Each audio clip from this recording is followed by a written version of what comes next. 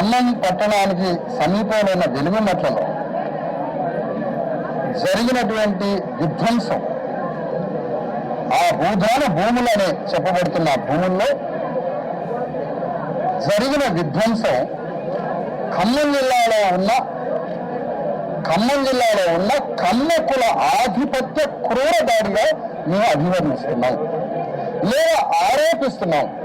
ఈ ఆరోపణ కాదు అని నిరూపించుకోవాల్సిందే, లేదా తప్పని నిరూపించుకోవాల్సిందే, ఒప్పని నిరూపించుకోవాల్సిందే వాళ్ళకే వదిలేస్తున్నాం. ఎందుకు ఈ మాట అంటున్నాం అంటే, ఇక్కడ బీసీ ఎస్సీ ఎస్టీలు బతకడం ఇష్టం లేదు. కమ్మ రెడ్ల ముందు కమ్మ ఆధిపత్యం చాలా దశాబ్దాలుగా సాగుతూ ఉంది. దానితో పాటు రెడ్ల ఆధిపత్యం సాగుతూ ఉంది. ఒకప్పుడు ఖమ్మం జిల్లాలో కరణాలు పాత రెడ్లు భూములు దానం చేసిన సంఘటనలు ఉన్నాయి. పేదల పక్షాన అనేక మంది దానికి సానుకూలంగా చిర్రావూరి లక్ష్మీనరసయ్య కావచ్చు, మంచిగంటి రామకిషన్ రావు గారు కావచ్చు, అలాంటి పాత కమ్యూనిస్టు నాయకులు, పాత పెద్ద పెద్ద స్థాయిలో ఉన్నటువంటి కమ్మవారు రెడ్లు 60 ఏళ్ల క్రితం 50 ఏళ్ల క్రితం ఖమ్మం జిల్లాలో బీసీ ఎస్సీ ఎస్టీల ప్రజల తరఫున వాళ్ళ వైపు మానవీయ కోణంతో అది భూమి కావచ్చు, రాజ్యం కావచ్చు, తిండి కావచ్చు, మానవ హక్కులు కావచ్చు ఎంతో సానుభూతితో ఉన్నారు కర్ణాలు, బ్రాహ్మణులు, రెడ్లు, కమ్మలు ఒక 60-70 ఏళ్ల క్రితం. కానీ ఇప్పుడు ఏం పుట్టిందో 50 ఏళ్ళ నుంచి 60 ఏళ్ల నుంచి ఖమ్మం జిల్లాలో ఉన్న కమ్మ రెడ్ల ఆధిపత్యం కింద ఖమ్మం జిల్లా బీసీ ఎస్సీ ఎస్టీలు నలిగిపోయి రక్తం చిందిస్తున్నారు. దానికి పరాకాష్ట రూపమే కమ్మ కులం యొక్క పరాకాష్ట దాడి యొక్క అంతిమ రూపమే వెలుగుమట్ల భూముల మీద, భూదాన భూముల్లో నివసిస్తున్న బీసీ ఎస్సీ ఎస్టీల మీద జరిగిన దాడిగా మేము అభివర్ణిస్తున్నాం. ఇందులో నేను ఏమంటున్నానంటే, CPM party, CPI party, ML party వీళ్ళు గత 70 ఏళ్ల నుంచి పేదల పక్షాన పోరాడుతున్నాం అంటున్నారు. నేను కరెక్టే అంటున్నా, తప్పనట్లే. కానీ పేదల పక్షాన పోరాడితే మీ ఎర్ర జెండాలు, మీ యుద్ధం ఇక్కడ అదృశ్యం ఎందుకు అయిపోయింది, డిసపియర్ ఎందుకు అయిపోయింది? ఇక్కడ అది తుమ్మలేశ్వర ఆదేశాలతో లేదా కమ్మరాజ్యం యొక్క వెలుగుని చూడాలనా మేము ఆరోపిస్తున్నాం. అట్లా కాదు అని మీరు అనుకుంటే, అట్లా కాదు, నా ఆరోపణ తప్పు, నాలాంటి దుర్మార్గుల యొక్క ఆరోపణ తప్పు అని మీరు అంటే, ఇక్కడ సిపిఐ, సిపిఎం, ఎంఎల్ పార్టీలు అన్ని ఇందులో ఇన్వాల్వ్ కావాలి అంటున్నా. ఇక్కడైనా కన్నాలో ఉన్నటువంటి అనేక ఎస్సీ ఎస్టీ బీసీ అంబేద్కర్ సంఘాలు, కుల సంఘాలు మీరంతా పూర్వ అంబేద్కర్ వారసులైతే, పేదల పక్షులైతే ఆ కుల సంఘాలను, అంబేద్కర్ సంఘాలను కూడా ఈ పోరాటంలో భాగస్వాములు కావాలని ఇక్కడి నుంచి కోరుతా ఉన్నాం. నేను రెండు చెప్తున్నా. అంతిమంగా నేను చెప్పేది ఏంటంటే, ఈ సమస్య పరిష్కారానికి మా ఒక్కరి శక్తి సరిపోదు, ఈ పేదల శక్తి సరిపోదు. మేమేం చేయాలనుకుంటున్నామంటే, ఈ సమస్య నేను ఏదో విజిటింగ్లో వచ్చి పోయేటోని కాదు. నేను మరొకసారి చెప్తున్నా, నేను ఒక విజిటర్ని కాదు. కానీ ఈ సమస్యని సుదీర్ఘంగా పరిష్కరించడానికి సుదీర్ఘ సమయం తీసుకునేనా దీనికి ఒక కమిటీ వేసి, ఈ కమిటీలో బీజేపీ పార్టీని అడుగుతాం, అయ్యా రేవంత్ రెడ్డి రాజ్యాన్ని నువ్వు కూడదొస్తా అన్నావు, ఎందుకు బీజేపీ మా కార్యాచరణలో భాగస్వాములు గారు?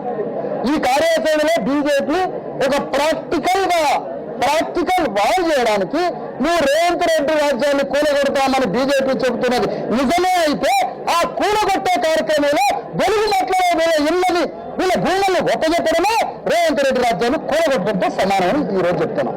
అందుకని బీజేపీని రమ్మంటే ఈ కార్యాచరణలో బీజేపీని అడుగుతాం, బీఆర్ఎస్ పార్టీ కేటీఆర్ గారిని రేపు అడుగుతాం, జాగృతి పార్టీ పెట్టబోతున్న కవిత మేడం గారిని అడుగుతాం, మీరు వచ్చి ఇందులో ఇన్వాల్వ్ కావాలని, ఈ సమస్యను పరిష్కరించే దాంట్లో మీరు వచ్చి ఇన్వాల్వ్ కావాలని వారిని అడుగుతాం. రాష్ట్రంలో ఉన్న 5 పార్టీలందరినీ, ఎన్ఐఎం పార్టీతో సహా అన్ని పార్టీల్లో అడుగుతాం ఈ కార్యాచరణలో ఉండమని. ఈ కార్యాచరణ ఎప్పటి వరకు? ఈ కార్యాచరణ పరిష్కారం అయ్యేంత వరకు రోజొక్క పోరాటాన్ని మొదలు పెట్టాలి. రోజొక్క పోరాటం రూపొందించుకుంటాం. అంతిమ పోరాటం వెలుగుమట్ల ఖమ్మం పట్టణం నుంచి రేవంత్ రెడ్డి ఇంటి దాకా యుద్ధం చేస్తామని ప్రకటిస్తున్నాం. ఇక్కడి నుంచి ఇలాంటి అనేక రూపాల పోరాటంలోకి అన్ని రాజకీయ పార్టీలని ఈ కార్యాచరణలోకి తీసుకోవడానికి, ఈ భూ నిర్వాసితులకి భూమిని ఒప్పజెప్పి కూలిపోయిన ఇళ్లను చక్కటి రూపంతో ప్రభుత్వమే కట్టి నష్టపరిహారం చెల్లించి వాళ్ళని గౌరవంగా మేళ్ల తాళాలతో ఆ ఇళ్లలోకి పంపించి క్షమాపణ ప్రభుత్వం చెప్పేంత వరకు మా యుద్ధం కొనసాగుతుంది. దానికి సంబంధించిన కార్యాచరణని ఇప్పుడే రాయబోతున్నాం. ఈ కార్యాచరణలో అన్ని పార్టీలను ఇన్వాల్వ్ చేసి అందరినీ పోరాటాలకు రమ్మని కోరుతున్నానని అందరికీ తెలియజేస్తున్నా. ఇప్పుడు ఆరోపణ చేస్తున్న కమ్యూనిస్టుల మీద మీరు ఎందుకు లేరు అని అంటే మాకేదో తప్పు ఆలోచన వస్తుంది మీ మీద. అది కాదు అని మీరు నిరూపించండి.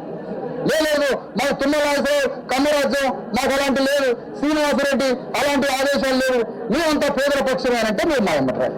ఇక మరొక మూగ హంతకుడు, మౌన హంతకుడు, నరమేధం జరిగి బీసీఎస్ ఎస్టీల రక్తం ఏరులై పాడు చనిపోతున్న నోరు తెరవని మూగ హంతకుడు, మాదిగల ఓట్లని 50,000 ఓట్లని అట్లా మింగి పారేసి మధురలో బీసీఎస్ ఎస్టీలను సమాధి చేసి ఏ హక్కులు లేకుండా తన కళ్యాణం కోసం తిరుగుతూ లోక కళ్యాణాన్ని హత్య చేస్తున్న మూగ హంతకుడే మల్లు భట్టి విక్రమార్క.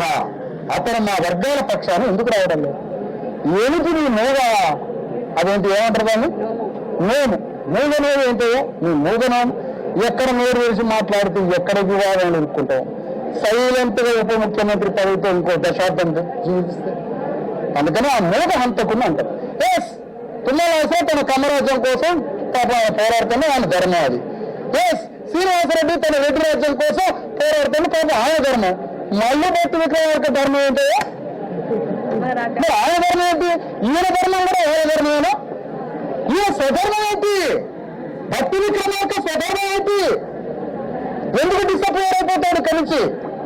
భట్టి విక్రమార్కను పట్టుకుంటాం. పాప 2000 ఉన్నాడేమో పట్టుకుంటాం.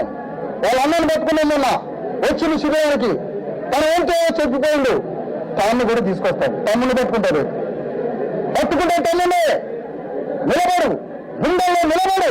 బీసీఎస్ ఎస్టీల తరఫున మళ్ళీ భట్టి విక్రమార్క నిలబడి మా తరఫున యుద్ధం చేస్తే నా కొడుకుని టికెట్ అయిపోయి మీరు గెలిపించుకుంటారా? మా తరఫున కానీ మా తరఫున ఎందుకు రావాలి? మీకు కాంగ్రెస్ పార్టీలో ఏ శక్తిని ఎటు నుంచి పొడుస్తుందని భావన? మా బీసీఎస్ ఎస్టీల తరఫున నిలబడవా? మేము గెలిపించుకుంటావా? ఎవరి పార్టీ నీకందుకు?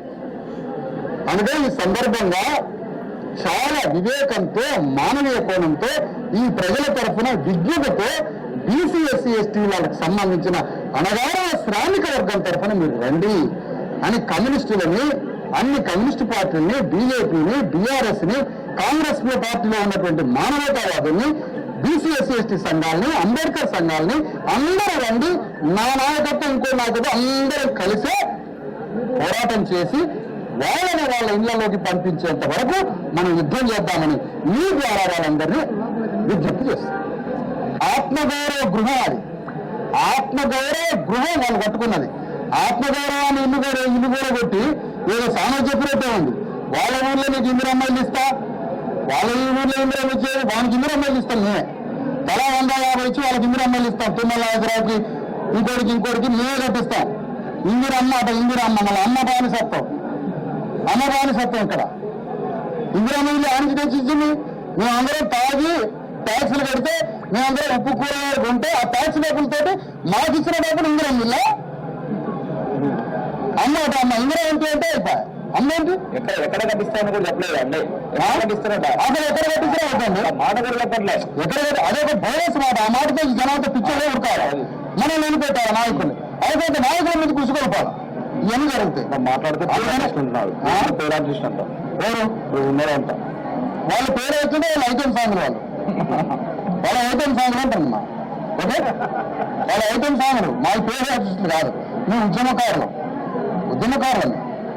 ప్రజల తరఫున పోరాడే ఉద్యమకారులు. చూడండి కార్యాచరణ. దీంట్లో భాగస్వాములు జర్నలిస్టులు అంతా భాగస్వాములు కావాలని, జర్నలిస్టులు అనేక పోరాటాల్లో పాల్గొని అనేక విప్లవాలకు పునాది రావేసిన జర్నలిస్టులు ఉన్నారు. ఖమ్మం జిల్లా జర్నలిస్టులు కూడా ఎంతో మంచి సహృదయులు కాబట్టి దీంట్లో పాల్గొనాలని కోరుతున్నా. ఈ పోరాటం ఒక కార్యాచరణ రూపొందించి పోరాడతామని మీ అందరికీ తెలియజేస్తూ, మరి ఈ రోజు సాయంత్రానికి కానీ రేపు కానీ మా కార్యాచరణ మీకు తెలిసింది తెలియజేస్తాం.